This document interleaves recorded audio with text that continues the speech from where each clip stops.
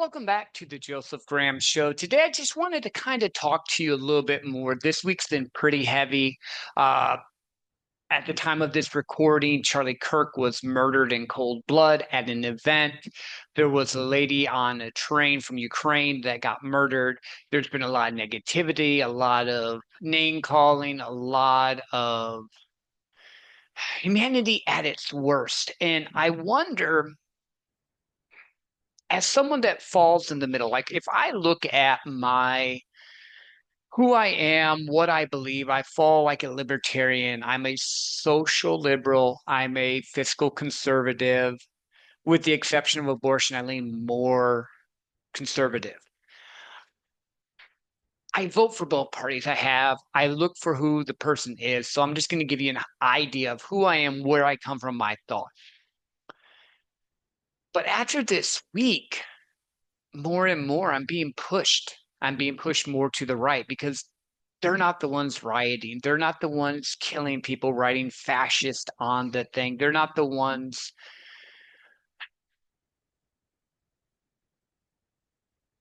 validating violence. Literally, key leaders on the Democratic side, like Omar, celebrating or ranting and raving about someone that gave their life, that gave people freedom to speak back.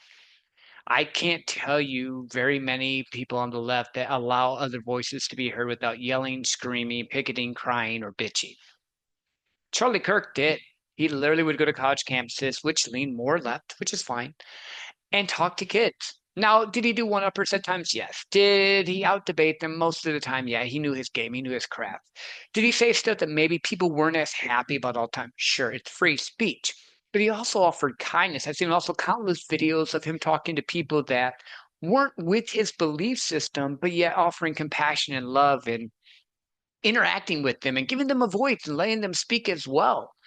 And I think the problem that's happened now, and I blame the media and I blame political leaders on the right and the left, is everyone wants to be polarizing. Everyone wants to have that one spot. But the message of hate that I keep hearing, mostly at the moment from the left, a little bit from the right, needs to stop. It just needs to stop. On my podcast, I know normally I talk about happy things. I bring in really cool guests. In fact, today I did a podcast with my friend and it's going to be coming out. And she's crazy and it's cool and it's wild to see her stepping into a life she loves living. But I can't not, as a father and a husband, speak to this. No one's kid should ever have to look and see them getting shot in the neck. I believe his kids, and I may be wrong on the age, were like 1 and 3. They were there. His wife was there. And the inscription, according to the investigators on the bullets, was anti-fascist statements. And if I look at the media and I look at the news and I look at the left, they've been calling Trump and any of his supporters Nazis and fascists. First, words have meaning.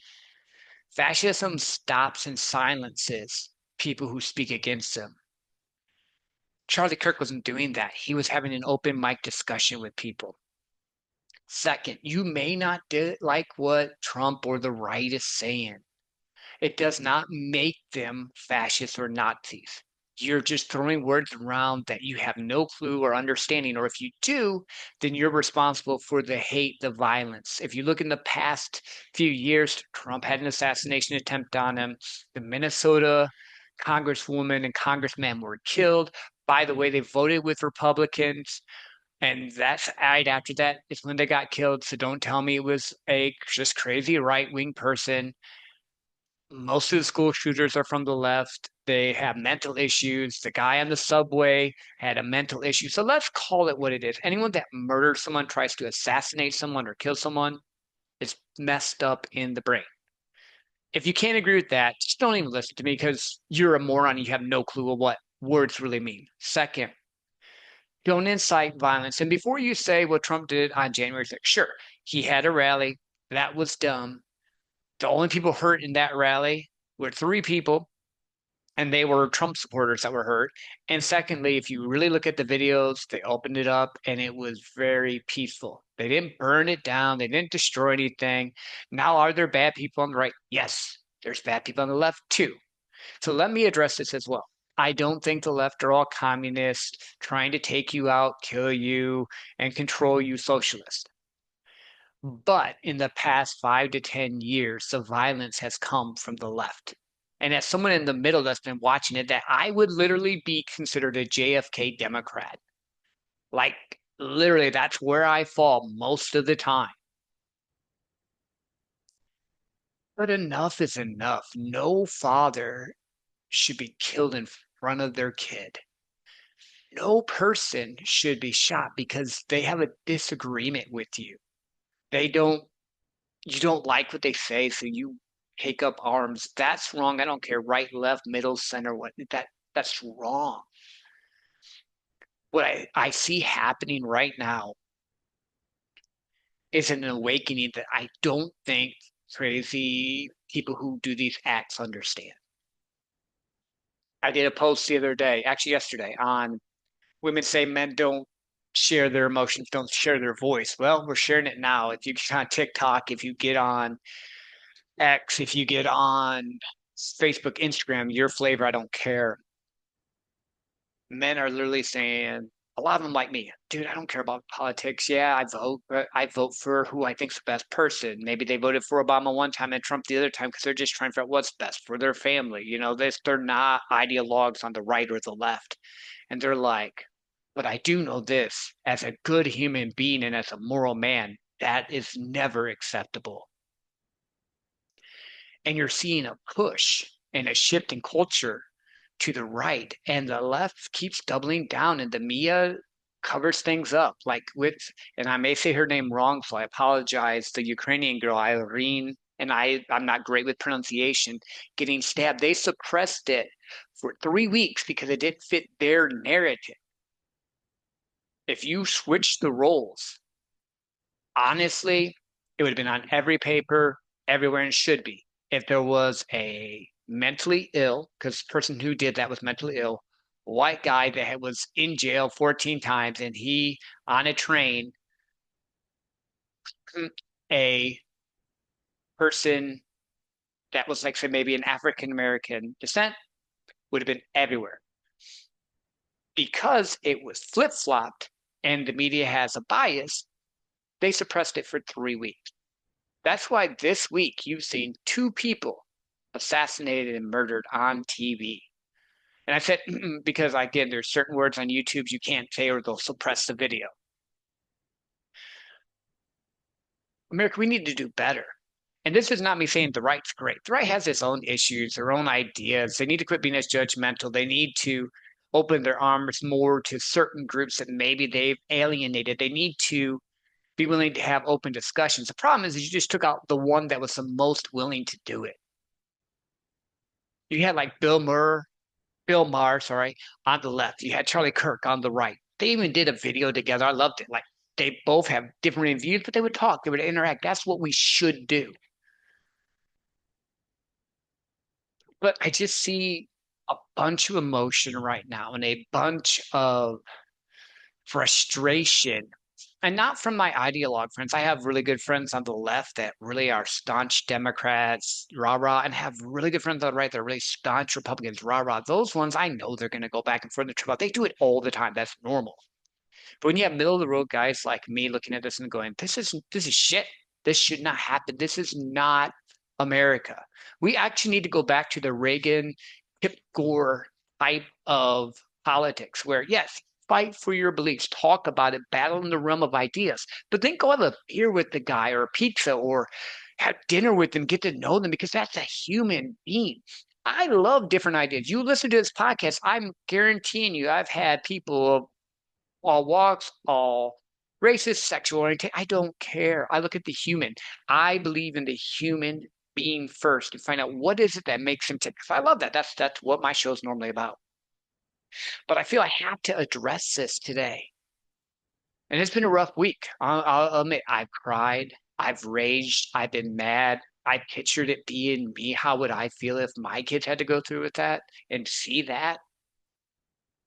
I pictured my daughter's 23, the girl that was killed by the mentally unstable person,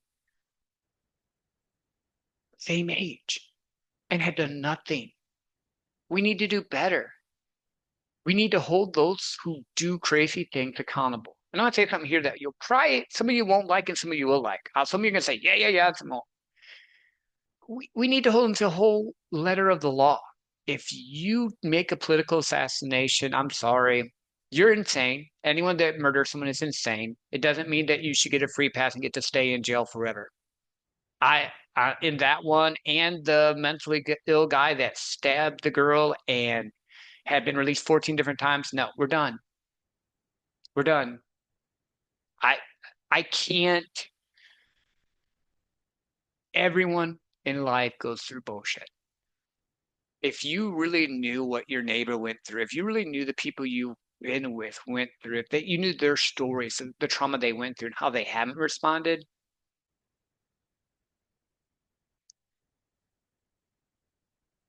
sometimes you have to take a stand and set it to where justice is served. And don't quote Bible verses at me or anything else because a lot of you that try to quote Bible verses don't read the whole thing. So we can go there or whatever your brand blend is. At the end of the day, our nation's hurting. Yesterday was 9/11. Here's the crazy thing. 24 years ago, we all came together because we were attacked as a nation. We were attacked, and as a people, we crossed aisles, we banded together because crazy, psychotic people did something bad.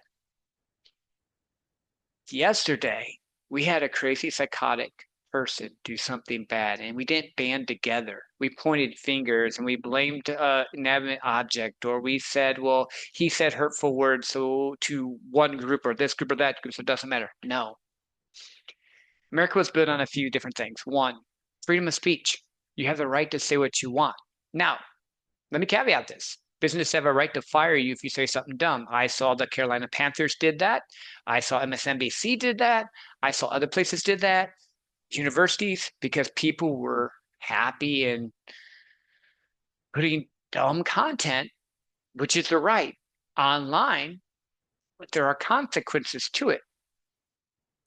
Just because you can say something and the government will protect your speech does not mean it protects your job. If I was to say something stupid and crazy and outlandish and horrible or celebrate someone's murder, which I would never do, that's just sick and disgusting and unfathomable, I should get fired. At bare minimum. But the First Amendment does protect the right to say stupid ass shit, which they did. So they've outed themselves. If you hate someone so much because you don't agree with what their viewpoint is, that says a lot more about you than them. At this time, the nation's shifting right. Tons of people I know are literally even making videos about I'm leaving the left, I'm leaving the Democratic Party. They're not my party. I can't follow this anymore. And the problem is that we've had this rhetoric of you're horrible, you're evil, you're bad, you're grum. If you don't follow what I do or say, you're wrong. And that's not true. Everyone grew up through their lens. Everyone grew up through what they were taught. And then was changed and grew. I grew up as a country boy in Southwest Michigan. My belief system is way different than what it was when I first started out. I have friends all over this country from every race, every background, religion. I literally go and seek out different people, different thought points, different thought processes. Because one of my key principles is if you don't challenge your beliefs, are they really even yours? So again, I'm just expressing my feelings on this. I felt shock. I felt anger. I felt pain. I cried. I felt like I lost a brother. And I wasn't really like a major Charlie Kirk follower. Like I had listened to him some. Some of his points made sense. Like I believe in family. I believe in the Constitution. I believe in the right to speak your mind. Some of the stuff I didn't really agree with, but there's no one that I agree with 100%. Again, I'm not an ideologue. I'm not 100% on the right, 100% left. That's not who I am. But I almost felt like I lost a dear friend because it was like, if they'll kill him for speaking truth and letting other people talk, what about anyone that stands up even more to them? Like, I don't understand the logic And there was a lot of leaders on the left saying that Trump is a Nazi, Trump is a fascist. Anyone that follows him is a Nazi, is a fascist. Obama said we cling to our Bibles and guns, which makes no sense. And then on the right, you have people saying anyone on the left is a communist. They hate you. They want to control you. Uh, and both of those are wrong. Yeah, there's extremes on both sides, but we need to be better with our choice of words. We need to understand that words mean things, that words have power. And the meaning of the word is not you just get to pick it because there's people that are not mentally capable of handling it. This shooter that they caught, this murderer, I'm going to call him a murderer. If that gets this reduced down on YouTube, it is what it is. We'll say monster. This monster, because anyone that kills anyone like that is a monster in my mind, was fed information that Charlie Kirk was a fascist, or Charlie Kirk didn't allow free speech. But fascism stops the ability of your other side to speak. So that right there is not even factual. We need to be able to have the right to speak our thoughts, our minds. That's why I'm doing it right now. I'm doing exactly what I'm telling you to do. So I'm going to tell you what I believe. I'm going to tell you exactly what I believe and what I feel. And you can like it, dislike it, whatever. I'm good. I don't care. I believe in the First Amendment, like I told you. On social issues, if gay people want to get married, great. I don't care. I don't think marriage should be a government institution. I think any church should be able to marry who they want because there's enough churches that will marry people that they agree with their view and others that won't agree with their view. And let me give you this caveat. If you're not Catholic, you can't get married in Catholic church. If you're not like Protestant in certain churches, you can't get married there. And based off of the religious beliefs, right? There's enough churches or boards, justices, whatever, that will marry people. So my personal opinion, if someone loves each other and they want to take care of it, I'm fine with it. Don't care. I believe that all men are created equal. That does not mean that we start at the same place. We don't start at the same place. Not one person starts at the same place in America. You can't make everyone start at the same place. I don't care. And it doesn't matter your race, your religion, your creed, your background, your sex. It doesn't matter. I grew up in the country on the wrong side of the tracks, so to speak. We were poor when I was younger. My parents worked their way up and moved into the middle class and became who they are. And I worked my way up, and I'm an exceptional salesman now. Um, I was a picked on skinny kid, but that doesn't mean that other people's struggles or challenges aren't harder than mine or better than mine. Like, I'm not going to come on here and say I understand what it's like to be an African American man growing up in the US because I don't. I haven't had that issue. I've had some experiences when I've had friends of mine in the car where the police acted differently. So that shaped probably my thought process of, yeah, we need to fix this. But I also don't believe that all police are bad. I think every group has bad apples. Whether you're on the right, the left, whether you're African American, Chinese, white, Hispanic, doesn't matter. Everyone has bad apples in every aspect of life. I think that people should be able to peacefully protest. Now, understand what I mean by that. That does not mean blocking roads. That does not mean burning buildings down. That does not mean destroying property. Peaceful protest has a really weird word in front of that some people thought. Maybe they missed. Like CNN said, mostly peaceful. If you have to say mostly peaceful, it's not peaceful. Let's just words that meaning again. Let's go back to that. We have the right to peaceful protest. We have the right to bear arms. I agree with that. I think if someone wants to own a weapon, they should be able to. I think if you've seen the issue on the train, if you've seen all the different things going on, they should. However, I do also think that we should have armed security guards at school. Everywhere else we go, where there's a lot of people, you call it a baseball game, a football game, convention centers, and all that, military, all this different stuff. We should have armed guards at school because here's the thing: it's not a object issue. If you look to Europe, they're running people over with cars because it's a mental issue. They're stabbing people, they're hacking people with axes, they're doing other crazy, nasty things because there is a percentage of the population that is mentally ill and unstable. I'm not going to say I have the education or knowledge to figure that problem out. It needs to be addressed. I really think that maybe a good option would be retired veterans getting paid by the school system to protect um, kids would be great. I'm fine with that. I'd rather them know that there's someone there to protect them that has a weapon to stop the bad guy than waiting 15 minutes for the police to show up. And it's not the police's fault. Like it just depends on where they're at the time to stop a shooter after they've already done something. That's just my thoughts. I'm not saying it's right. I'm not saying it's wrong. That's just where I fall on that issue. I don't think America should police the world. I think we should take care of our own first before we send billions of dollars overseas, over land, overall. I don't think we should be doing that until we take care of our homeless problem, until we take care of the people in our country, until we make sure everyone has an equal chance, because it's the pursuit of happiness that you are guaranteed as an American, not the fact that you'll get happiness. Most of us don't get happiness. Most of us have moments of happiness, and that's why it makes them so good because we have moments of happiness. But most nations don't have this right to pursue happiness, to pursue what you want to be, to start your own business, to become an athlete, to be a painter, to write a book, to speak out against stuff you don't believe in. This is still a relatively new concept, less than 300 years old, unless you go back to the Athenians. That's a little bit different, but we're not going to go on a history lesson today. I'm just kind of giving you some broad level where I'm at.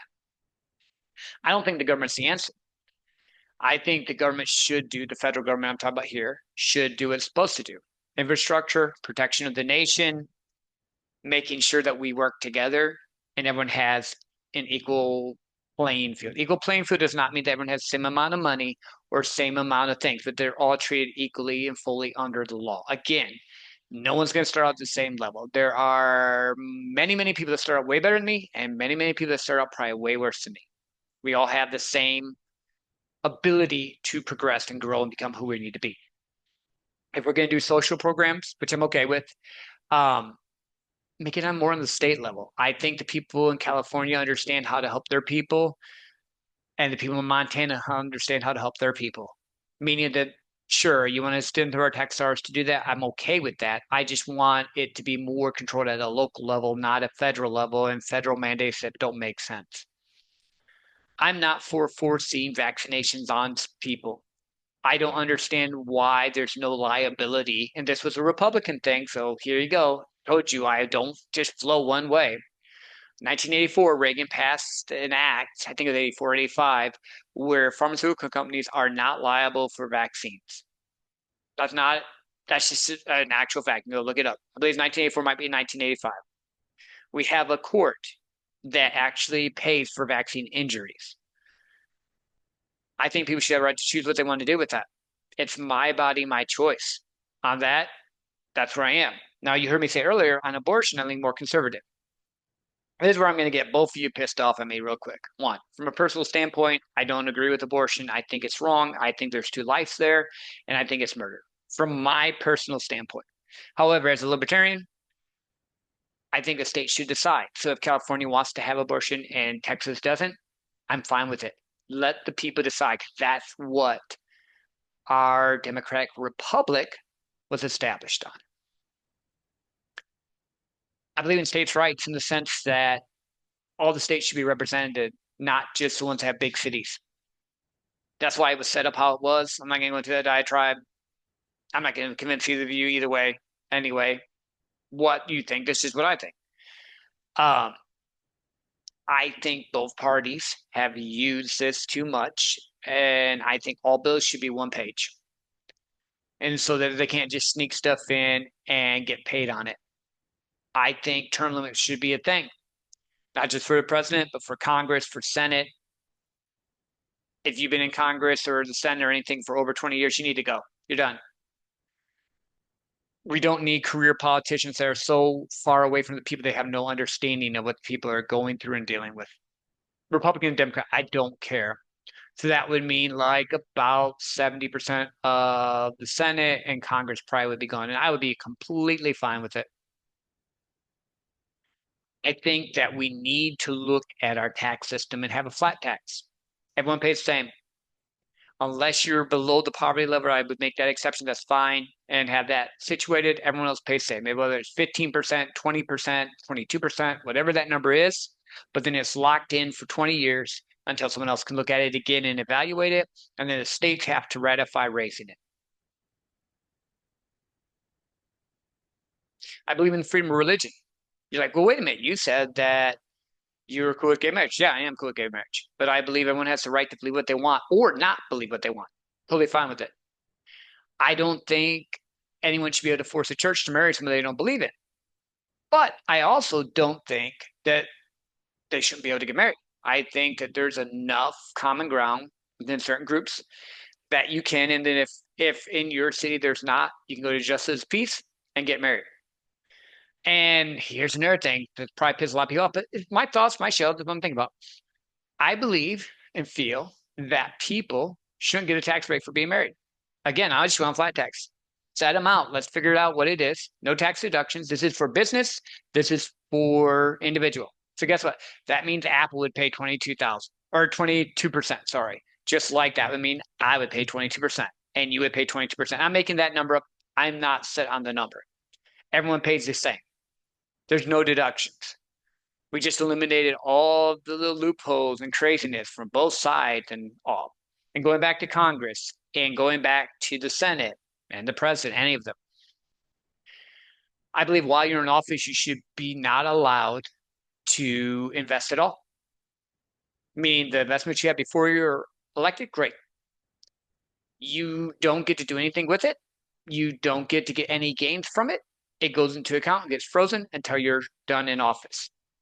Because you can't go in and make bills that you're going to benefit from. Because then I'm going to name two people, one on the right, one on the left, that I know went in with lower net worths and now are crazy rich. Mitch McConnell on the right came in, I think he might have had a net worth around a million, and his is like close to, I think, 40 to 80 million. And Nancy Pelosi had a net worth of around a million, and she's over 82 to 84 million. Supposedly, her blind trust and his blind trust is working. And they're just the best bet people ever. Now, it's insider trading. Let's call it what it is. And they do it on both sides. Two, you can't take lobbyist money. You can't do anything with lobbyists. Anytime you do something with lobbyists, you're done. You get kicked out. No more lobbyists. Everything has to be in writing, in person, so that the American people can see it. No more special, I'll sign your bill if you give me a bridge in nowhere. And y'all be like, well, why did you just go through all that? And there's other stuff I have used, and that was just what was popping in my head because I'm so tired of people being afraid to speak their mind, what they feel, who they are. I'm a Gen Xer. I was born in 1977. I'm a Star Wars baby. I grew up in the Reagan administration and the Clinton administration. Both were good. Both, honestly, looking back at my life at the time, both of those economies were great. In fact, Clinton and the Republicans balanced the budget. That was in the 90s, which is crazy because we're now 2025, but they balanced the budget. We need more people crossing the aisle, interacting, and battling in the realm of ideas and condemning political violence, which also means quit calling each other Nazis and communists. Just quit. Enough is enough.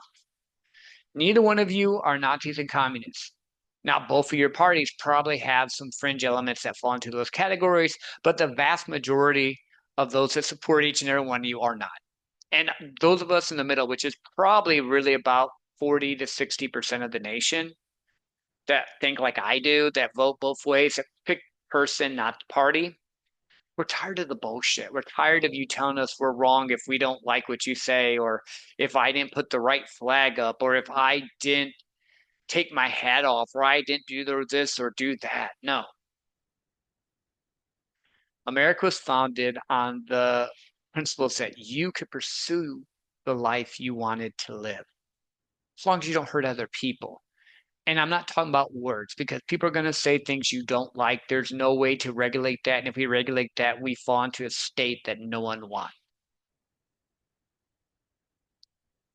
But if you incite violence and you keep saying over and over again that one side is Nazis and one side is Hitler and one side is this, you're going to lose in the realm of ideas. And that's why I think they took out Charlie Kirk because they were losing in the realm of the ideas. The young people right now, are becoming more conservative statistically. They're going back to churches in groves. There's like almost like in my old school growing up, an actual real revival, not just little tent meetings that some church decided to say and put revival sign out. Like there's an actual, I think it's Gen Z, moving back to God and trying to find who they are because we've looked, if you look at the culture, everyone said, well, sex, drugs, and rock and roll. And we pushed that path really hard and it was empty. I think it's time for us to just get back to campfires, conversation, and a drink of our choice and talking things out and see where we can meet common ground. Because I'm going to say this too. I saw a lot of my liberal friends condemn what happened to Charlie Kirk and condemn what happened to the Ukrainian girl and condemn what happened to the people in Minnesota. Like I've seen a lot of people on the left as well condemn that. And I commend them for that. They should. See a lot of people on the right condemn it. And I commend that they should. We need to become America again and stop letting this extremes of our parties and our people and our leaders push us to think that the person, because they think differently than I am, or look differently than I am, or have a different belief system than I am, are wrong. No, they just are viewing the world through their eyes. I would guarantee you, everyone I'm talking about right now, except for the crazies, and there are crazies, what I'm talking about right now has some things they want. They want to have the best they can for their family. They want to have the ability to build a life that they want to wake up to. They want to be able to make money, take their kids on a vacation, enjoy life without having to fear some crazy person is going to attack them or fear that they can't speak their mind because if they do, now they're going to be ostracized or kicked out because it wasn't the group think. America was never built on group think. America was built on the right of the individual to say what they need. I have to address this one other thing because it just popped in my head. And I saw the video, so you can yell at me. And if you do, I'm going to drop it in the comments because I don't care. Congress asked for a moment of prayer for Charlie Kirk, moment of silence, moment of prayer for Charlie Kirk's family. And there were some on the left in the chamber, and I can't validate if it was Congress people or just people in the chamber that started yelling and saying no and booing. That's uncalled for. And let me repeat it this way. If someone on the left had passed and they had asked for a moment of silence of prayer for that person and someone on the right started booing or yelling, I would be saying the same damn fucking thing. So understand, I am extremely consistent in this. I condemned the George Floyd killings. I condemned the Minnesota one. I condemned the Ukrainian girl getting hurt. I condemned the Republicans getting shot at the baseball game. I condemned Charlie Kirk and him being assassinated. And I condemned they tried to do it with Trump. Whether or not you like the person does not mean you get the right to take them out. That's just wrong. So stop spreading hate and don't act like you have the moral high ground when your side is doing the attacking way more in the past 10 to 20 years. I don't justify any of it. It's all wrong. 100% all wrong. Again, I'm going to repeat that. 100% all wrong. If someone takes this out of context, I'm saying this right now. 100%. Any political attacking, fighting, beating up, attacking, shooting, any of that is wrong. Should do it.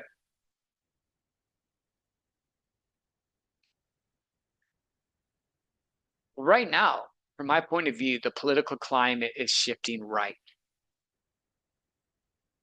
And it's because simple principles are right are this: love God, love your family, love your fellow man. Let them make their decisions, let them become the person they want to be, and don't force me to do something I don't want to do. That's it in a nutshell. Now, are there things our company needs to fix? Yes. Are there things that our country needs to do? Yes, that's fine. I get that. But I just want to get on here and share my thoughts because this week has been rough. This week has been an emotional roller coaster. This week has been very hard for a lot of Americans that don't really even get into politics at all. I want to leave you with one last thing because I was thinking about this. Picture yourself in the shoes of the family of Charlie Kirk right now, or the shoes of the girl that was murdered on the train, or the families of the kids that were shot. If you are happy or glad or justifying any of it, you're wrong. You're sick and you're disgusting. But I'm going to say 99% of people listening to this actually feel that pain right now. If they lost a father, if they lost a daughter, if they lost a child. America, we need to do better. We need to come together. We need to talk in the realm of ideas, and we need to be the people we're supposed to be and allow other voices that maybe we don't agree with to share their message and their truth as well. And I know somebody's going to say, well, there's only one truth. Well, no, that's not true. There are certain laws that are applicable. But when it comes to truth, a lot of it is through the lens of what you've learned, what you understand, and what you know. That's why the Bible says the truth will set you free. But if you don't know the truth, you're not going to be free. Share this with whoever you want. I just wanted to get it out there. I wanted my thoughts to be documented. If no one listens, cool. If everyone listens, great. Feel free to share it to whoever you want. No copyright issues on this one. And until next time, love well. Be willing to listen to other people and don't be afraid to share your message because that is truly what makes America great.